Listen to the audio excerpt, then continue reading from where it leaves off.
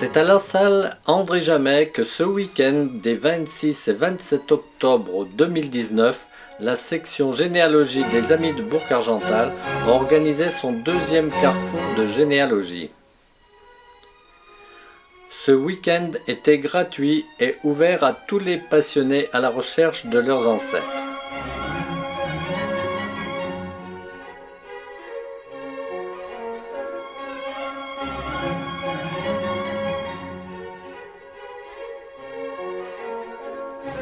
Tout d'abord, on pouvait admirer le magnifique travail de Robert Boiraillon sur tous les lieux dits de la commune de Bourg-Argental.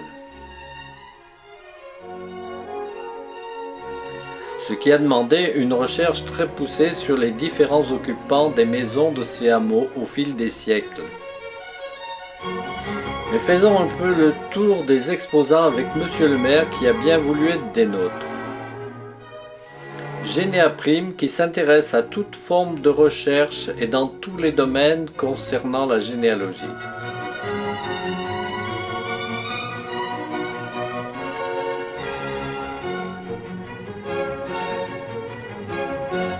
Le Centre généalogique de Vienne et de la vallée du Rhône qui ont la chance d'avoir entre autres des archives sur Catherine et Marie de Médicis.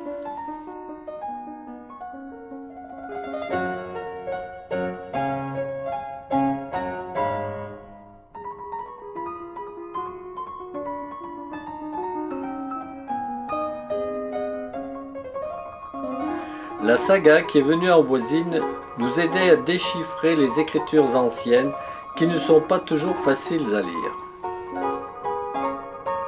Il n'y a pas de pâté. C'est vrai, ça va. J'en ai vu un qui était difficile à lire là.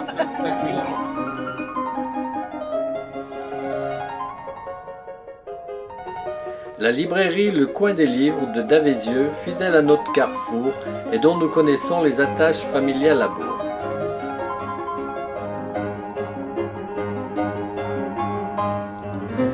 L'association généalogique de la Loire dont nous sommes les partenaires et échangeons les relevés des différentes communes que nous décryptons réciproquement.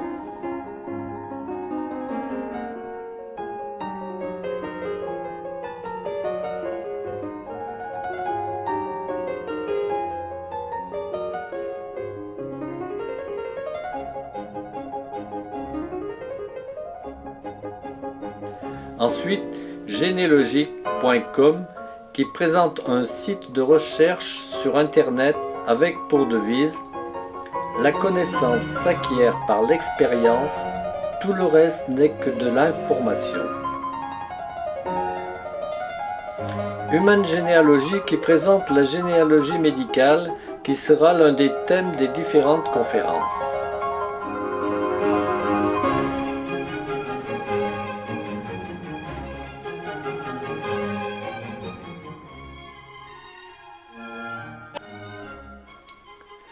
Le ramurier, une façon innovante de présenter les arbres généalogiques.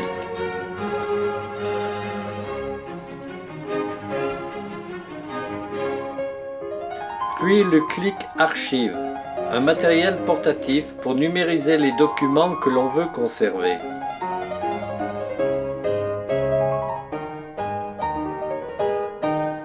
Move Tour, qui propose d'allier tourisme et généalogie en organisant des voyages sur les traces de nos ancêtres. Généal 43 qui est une vraie pépite de renseignements sur la Haute-Loire et dont le site est entièrement gratuit, il faut le signaler.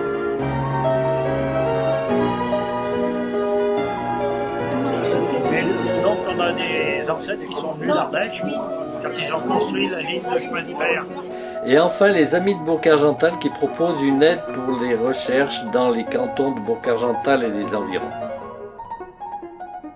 Écoutez, je suis ravie de vous avoir tous ici aujourd'hui. Merci à Stéphane, je me permets de l'appeler Stéphane. Et puis merci à Madame Manchauvet. Merci à Christine aussi qui, je crois, représente l'Office de tourisme, comme elle est coprésidente.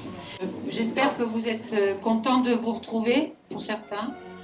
Donc cet après-midi, on a une conférence à 14h30 sur la généalogie médicale. Ça sera certainement très intéressant. à 16 h, Monsieur Tessier nous fera une conférence sur le Pilat avant Pline l'Ancien. Demain, à 14h30, les amis de Bourg-Argental vous ont préparé une petite conférence sur comment faire sa généalogie. Voilà. Et à 16 h, Monsieur Frédéric Pest des archives de la Loire nous expliquera comment faire la généalogie de notre maison. Très heureux d'être avec vous ce matin et je me permets de vous saluer toutes et tous globalement. En prenant un petit peu le temps auprès de vous, on a appris beaucoup de choses. Robert est quand même à l'origine de la généalogie dans les amis de Bourg-Argental, avec une patience extraordinaire. Et une passion. Une patience et une passion. Oui, j'ai quelque chose à te demander. Il est trésorier. Et puis ce qu'il faudra dire, c'est qu'après, on voudrait continuer ce travail à travers notre bulletin. Donc on cherche des informations supplémentaires à tous ces hameaux, tous ces lieux-dits. Parce que là, pour l'exposition, on a mis un minimum pour que ça soit lisible. Il y a peut-être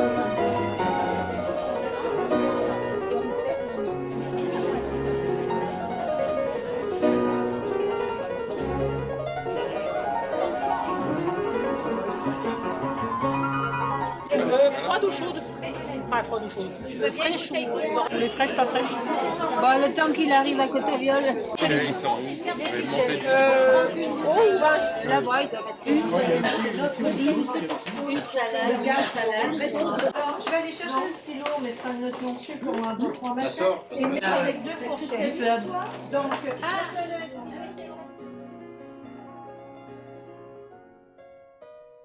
Donc pourquoi la généalogie médicale?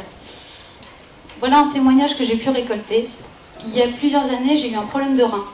La généalogie médicale, elle va se porter exclusivement sur la recherche d'informations. On se pose des questions, on va voir son médecin généraliste. La seule petite différence qu'il y aura sur un arbre médico-généalogique, ça va être la représentation. Nous avons l'habitude de travailler, quand on peut, avec des photos de famille. En revanche, si on travaille avec un médecin, on va devoir s'adapter à son langage. Et son langage, ça s'appelle la Human Pedigree Nomenclature. Donc les hommes sont des carrés, les femmes sont des ronds.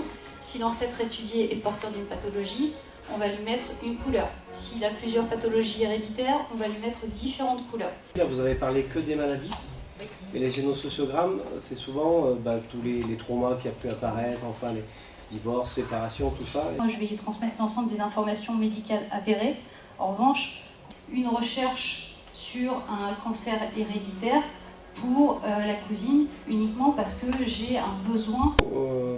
Quand on fait appel à vous, donc c'est payant, c'est rémunéré, c'est comment? En France aujourd'hui, je suis la seule à exercer. J'espère dans peu de temps ne plus être la seule sur le terrain. L'intérêt, c'est vraiment de pouvoir permettre d'apporter un outil de soins.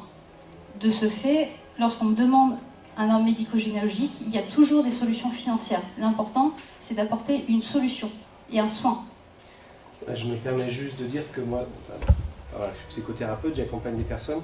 Je sais que des fois, vous avez quel âge? Elle me dit 42 ans. Je lui dis, ça fait 2 ans que vous êtes en sursis. Elle me dit oui. De ce que vivent les personnes aujourd'hui, où la solution n'est que dans de l'information justement généalogique.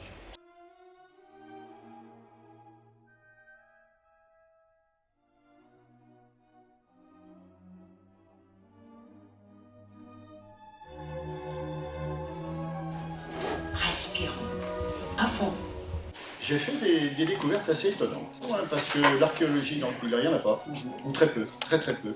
Il y a Martine ici qui a fait un travail énorme. Elle est là. Elle est là. Là-bas sur Vérane. Donc petit à petit, ce Pilat, il va nous parler avec des milliers et des milliers de noms qui sont les traces les plus profondes de nos racines. J'ai mis un nom, il va se dévoiler peu à peu.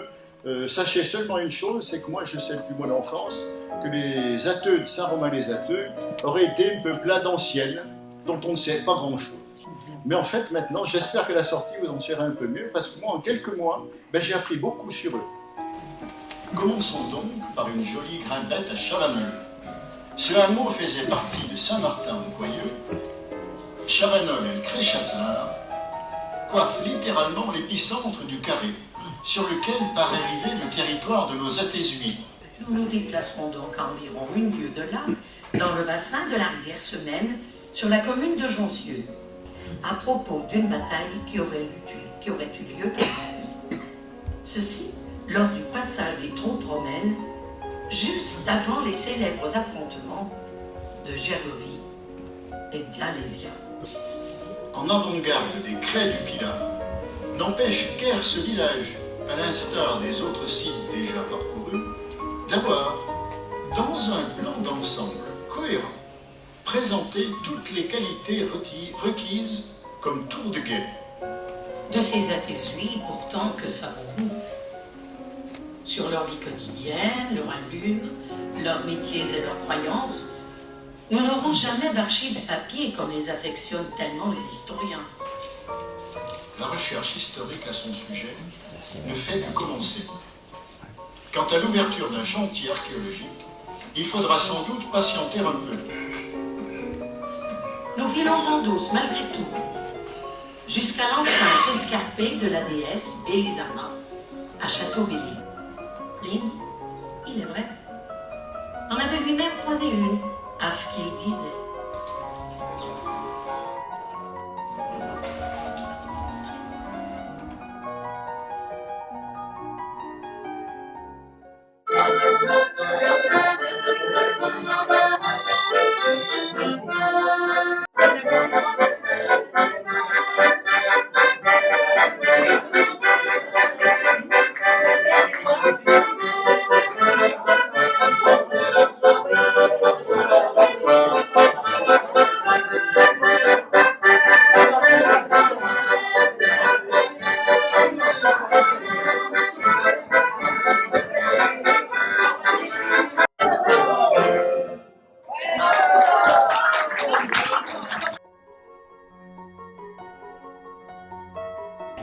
C'est dans l'esprit de maintenant.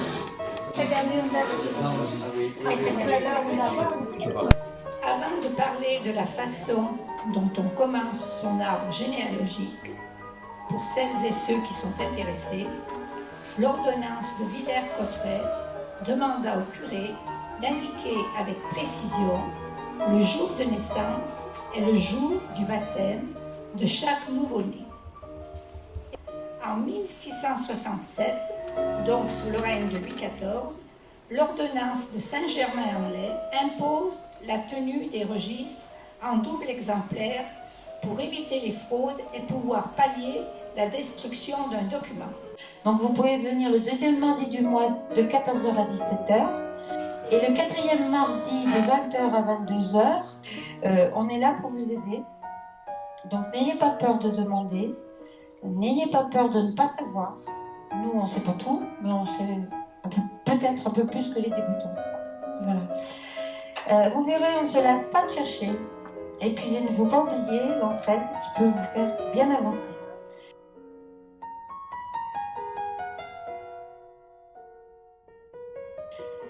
Pour terminer, je citerai une phrase de Pierre Rossignol, qui fut le secrétaire général de la Fédération française de généalogie. La généalogie est une formidable école de tolérance, car une famille, c'est un peu comme une société. On y trouve autant de nobles et de saints que de roturiers et d'escrocs.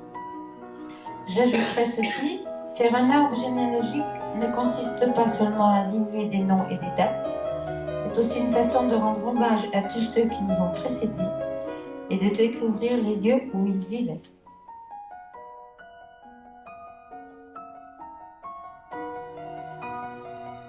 Comment faire l'histoire d'une maison, voire l'histoire de sa maison. Je n'ai pas de maison pour Carpental, donc j'ai dû prendre une maison un petit peu au hasard, plus ou moins au hasard. Ensuite, il y a les ressources que l'on trouve en ligne. En fait, j'ai voulu me repérer par rapport à l'église, parce que c'est toujours très très simple de se repérer par rapport à une église et ça ne bouge pas. Voilà, j'ai choisi celle-ci, cette grande maison. Donc, ça m'a donné pas mal de fil à retordre.